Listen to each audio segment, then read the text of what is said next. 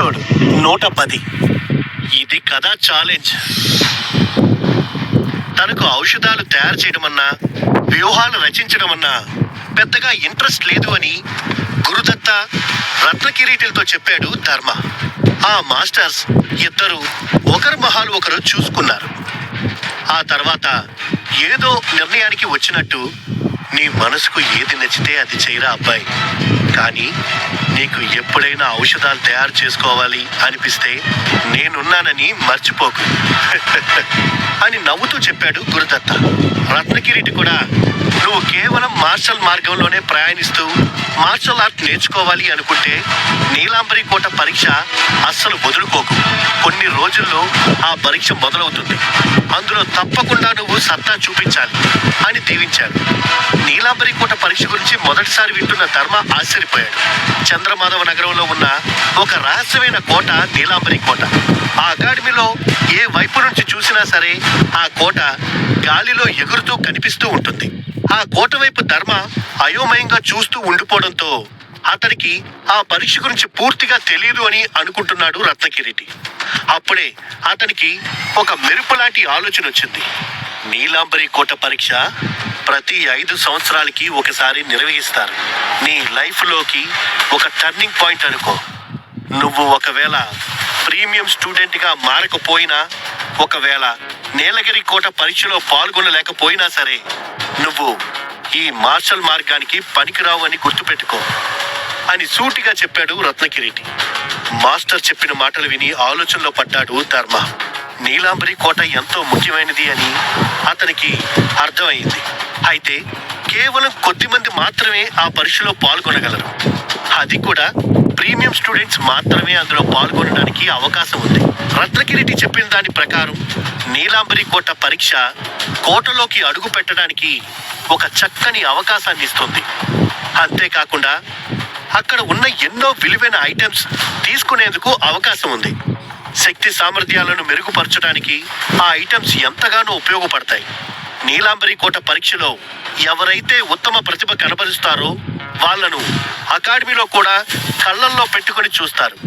వాళ్లకు అందరికంటే మెరుగైన ట్రీట్మెంట్ లభిస్తుంది. చంద్రమాధవ నగరంలో ఎవరైతే ట్రూ స్పిరిట్ స్థాయికి చేరుకున్నారో వాళ్ళంతా ఈ పరీక్షలో అత్యంత అద్భుతమైన ప్రతిభ కనబరిచారు. గత 100 ఏళ్లలో అటువంటి ఉత్తమ ప్రతిభ కనబరిచిన వాడు కేవలం వనమాలి మాస్టర్ మాత్రమే. రత్నకిరీటి చెప్పిన మాటలు ఆలోచించిన తర్వాత ధర్మాకు ఒక విషయం అర్థమైంది.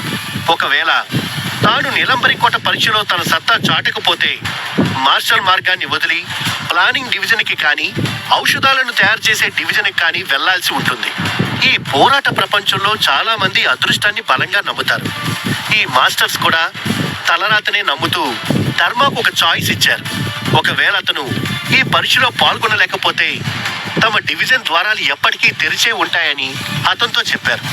ధర్మాకి కూడా తలరాత మీద పూర్తి నమ్మకం ఉంది. ఏదో అదృష్టం కొద్దీ అతనికి మిస్టీరియస్ కన్ను లభించింది.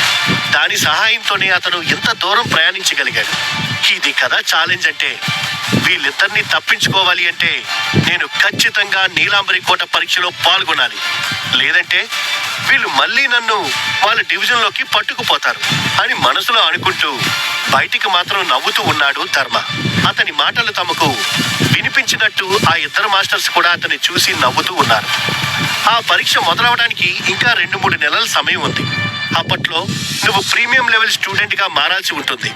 అంతేకాకుండా అధిరోహణ స్థాయిలో 3వ సైక్ లెవెల్కి చేరుకోకపోతే నువ్వు కోటలోకి అడుగు పెట్టలేవు అని నవ్వుతూ వివరించి చెప్పాడు గురుదత్త. ఒకవేళ నువ్వు అందులో పాల్గొనగలిగితే ఇక మళ్ళీ నీ జోలికి మేము రాము అని రత్నకిరీటి కూడా హామీ ఇచ్చాడు. ఇలా వాళ్ళ ముగ్గురికి మధ్య ఒక ఒప్పందం కుదిరింది. ఒకవేళ ధర్మ నీలగిరి కోట పరీక్షలో అడుగు పెట్టగలిగితే ఇక మీదట రత్నకిరీటి గాని గురుదత్త గాని తమ డివిజన్లోకి రమ్మని అతన్ని ఇబ్బంది పెట్టరు. మార్షల్ మార్గంలోనే అతను ప్రయాణించేలా వాళ్ళు వదిలేశారు. ఒకవేళ ఇలా జరగని పక్షంలో ధర్మ తమ ఇద్దరిలో ఎవరో ఒకరిని ఎంచుకోవాల్సి ఉంటుంది అని ఒక అగ్రిమెంట్ కుదుర్చుకున్నారు.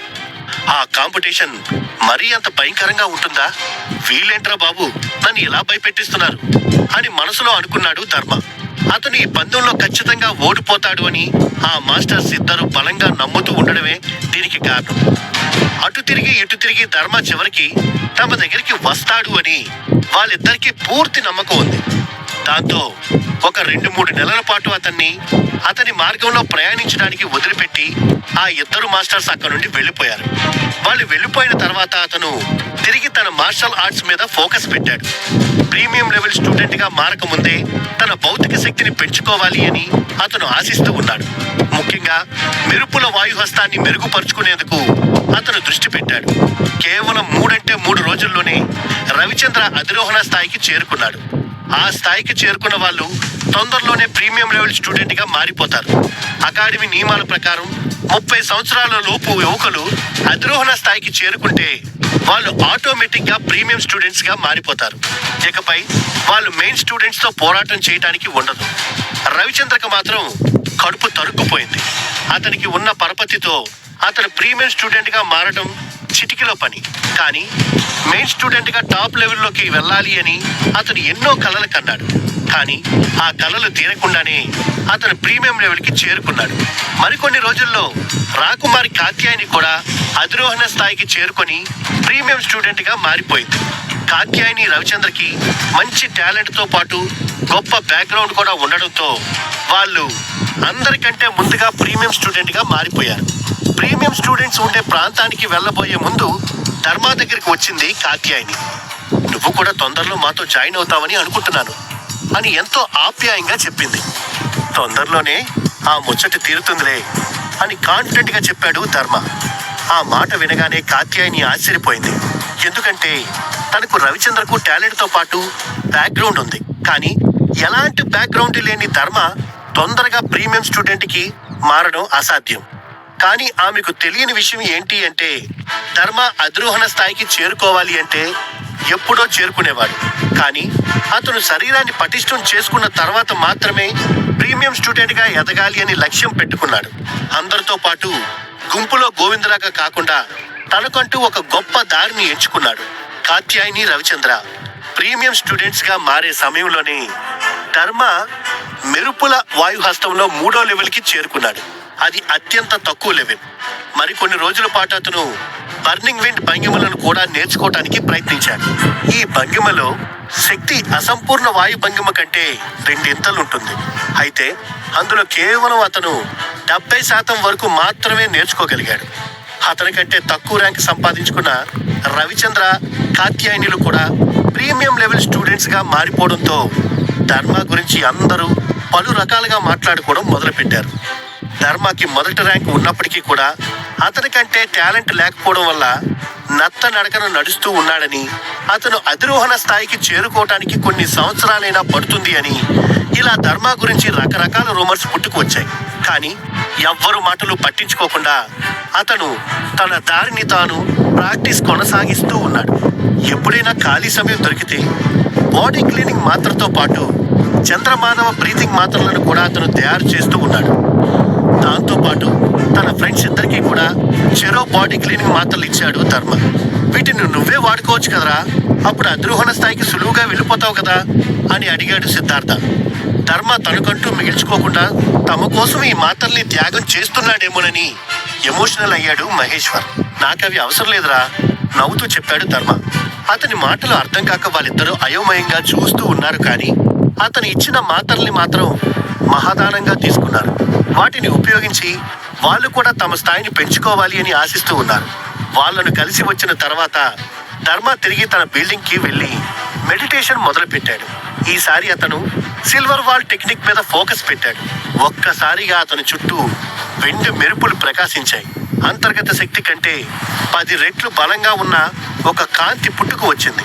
అమ్మయ్యా, నా సిల్వర్ వాల్ టెక్నిక్ లో ట్రూ ఫోర్స్ యాక్టివేట్ అయ్యాయి అని మనసులో అనుకుంటూ చాలా సంతోషించాడు ధర్మ.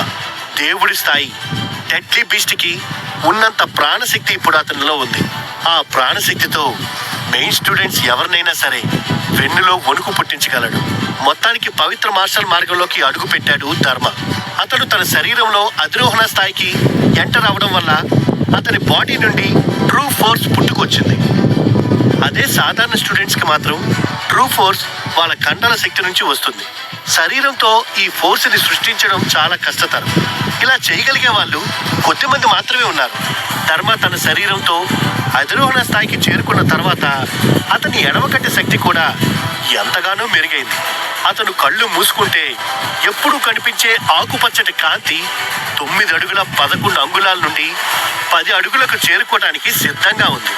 అంతలో ఒక్కసారిగా అతను నొప్పితో విలవిలలాడిపోయాడు.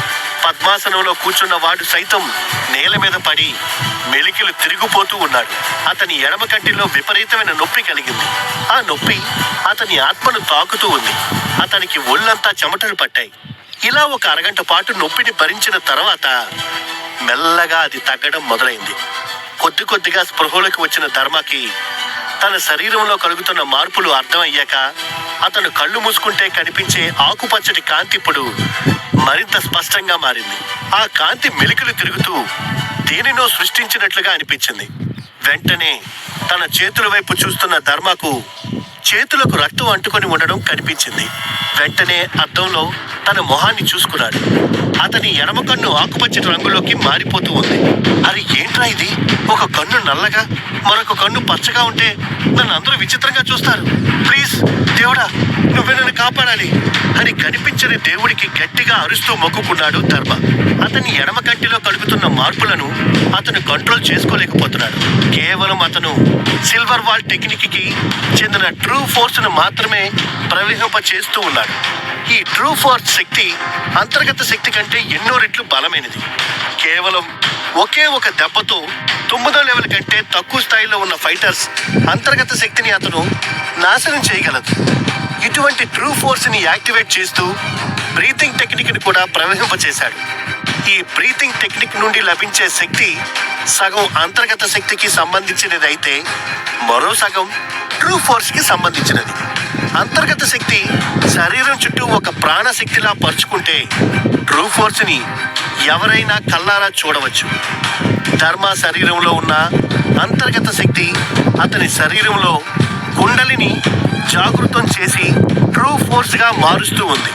ఎప్పుడైతే అధిరోహణ స్థాయికి చేరుకుంటారో అప్పుడు అంతర్గత శక్తి ట్రూ ఫోర్స్ గా మారిపోతుంది అని ధర్మకు బాగా తెలుసు. అందుకనే దాని వేగాన్ని పెంచడానికి అతను సిల్వర్ వాల్ టెక్నిక్ నుండి లభిస్తున్న ట్రూ ఫోర్స్ ని తన అంతర్గత శక్తితో ఏకం చేశాడు. సాధారణంగా ఇలా చేయడం వల్ల అంతర్గత శక్తి నాశనం అయిపోతుంది.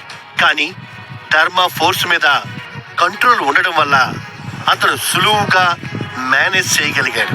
అలా ఆ రోజంతా అంతర్గత శక్తి మీద ట్రూ ఫోర్స్ మీద గడిపిన ధర్మ శరీరంలో 2 రకాల ట్రూ ఫోర్సెస్ ఉన్నాయి. ఒకటి అతని body power technique, silver wall technique నుండి వచ్చిన ఫోర్స్. మరొకటి అతని బ్రీతింగ్ టెక్నిక్ నుండి లభించిన బ్రీతింగ్ ఫోర్స్. అందరికంటే వినూత్నంగా అతను శరీరంలో అంతర్గత శక్తితో కూడా అధిరోహణ స్థాయికి చేరుకున్నాడు. అంటే మిగిలిన వాళ్ళతో పోల్చి చూసుకుంటే ఇప్పుడిప్పుడే అధిరోహణ స్థాయికి చేరుకున్న వారి కంటే ధర్మ శరీరంలో 2 శక్తి ఉంది. ఒక కొత్త టెక్నిక్ కనిపెడుతున్నావురా, సూపర్ అని తనకు తానే పొగుడుకుంటూ మురిసిపోయాడు ధర్మ. నీలాంబరి కోట పరీక్షకు 3 నెలల సమయం ఉంది. ఈ లోపు ధర్మ తన లెవెల్ పెంచుకొని మామ్డిలియాకు గట్టి పోటీ ఇస్తాడా? తెలుసుకోవాలంటే వినండి మీ